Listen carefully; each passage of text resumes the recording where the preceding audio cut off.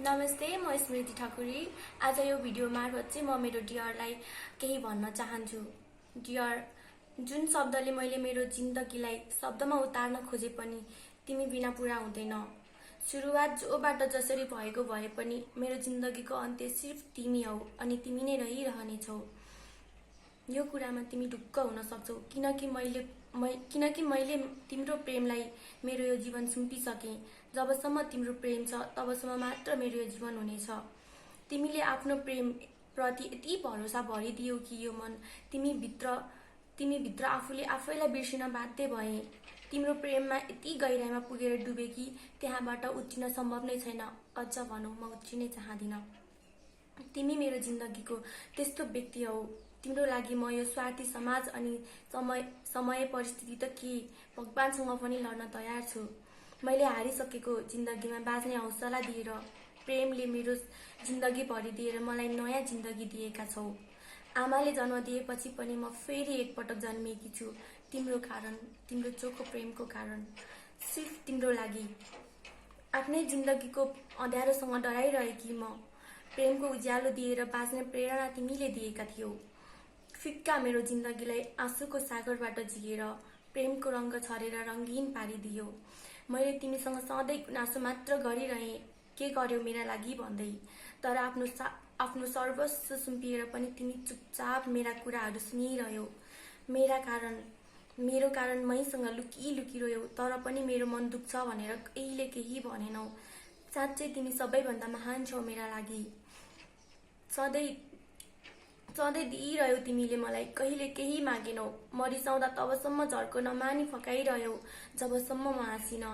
यो मन दुख्दा तिमी रोयौ, यो ओठ मुस्कुराउँदा आफ्ना सारा पीडा बोलेर तिमी मेरो खुसीमा मुस्कुरायौ।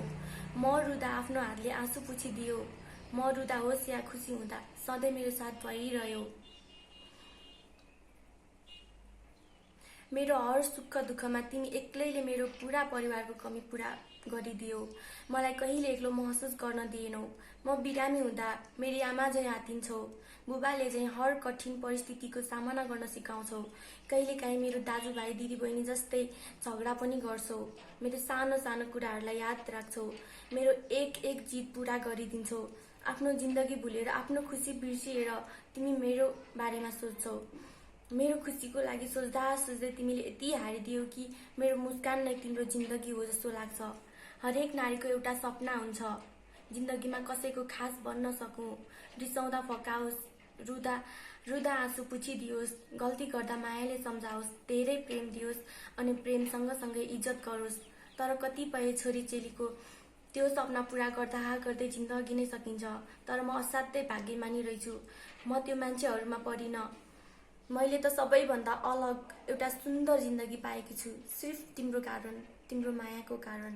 जिन्दगीभर मैले जतिसुकै कोसिस गरे पनि कहिले पनि तिमीले जति प्रेम म तिमीलाई दिन सक्दिन होला। तिम्रो प्रेममा म यति स्वार्थी भइसकेँ कि म तिमी अरूको हुन त के अरूको भएको कल्पना पनि गर्न सक्दिन। भगवानसँग सधैँ प्रार्थना गर्छु हर जन्ममा तिम्रो प्रेम, तिम्रो खुसीको कारण सिर्फ म मात्र हुन पाऊँ। 1 जुनी, 7 जुनी या 100औं जुनी, मैले जतिसुकै जुनी पाए पनि म सधैँ तिम्रो प्रेमको लागि रोऊँ, तिम्रै प्रेमको लागि हाँसु, तिम्रै प्रेम पाउन बाँचु र तिम्रै प्रेमको लागि मरौँ। म तिमीलाई धेरै माया गर्छु, आफूलाई भन्दा पनि धेरै।